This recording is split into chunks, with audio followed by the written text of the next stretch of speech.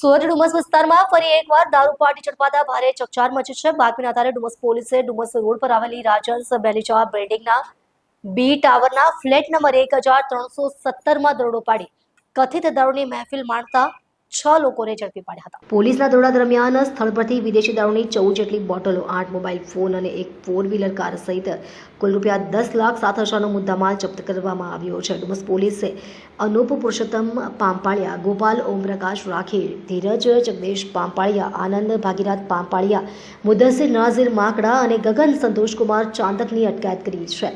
પ્રાથમિક તપાસમાં અનુપ પામ્પાળિયાએ પોતાની માલિકીના ફ્લેટમાં કથિત રીતે દારૂ પાર્ટીનું આયોજન કર્યા હોવાનું સામે આવ્યું છે। પોલીસે તમામના મેડિકલ ટેસ્ટ કરાવી કાયદેસરની કાર્યવાહી હાથ ધરી છે। ખાસ વાત એ છે કે માત્ર 2 દિવસ અગાઉ જ ડુમસના જશ્ન વિલા ફાર્મ હાઉસમાંથી દારૂ પાર્ટી ઝડપાઈ હતી। ત્યારબાદ હવે ફરી ડુમસ વિસ્તારમાં જ દારૂની મહેફિલ ઝડપાતા પોલીસની કામગીરી ચર્ચામાં આવી છે। ડુમસ પોલીસ હવે જપ્ત કરાયેલા દારૂનો જથ્થો ક્યાંથી આવ્યો, પાર્ટીમાં અન્ય કોઈ લોકો સામેલ હતા કે કેમ અને સમગ્ર આયોજન પાછળ કોની ભૂમિકા હતી તે સહિતના મુદ્દે વધુ તપાસ કરી રહી છે।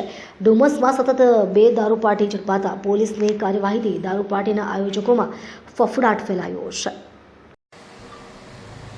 જી સર, આ ક્યાં રેડ કરવામાં આવી હતી અને કેવા પ્રકારની કામગીરી ડુમસ પોલીસ દ્વારા કરવામાં આવી છે?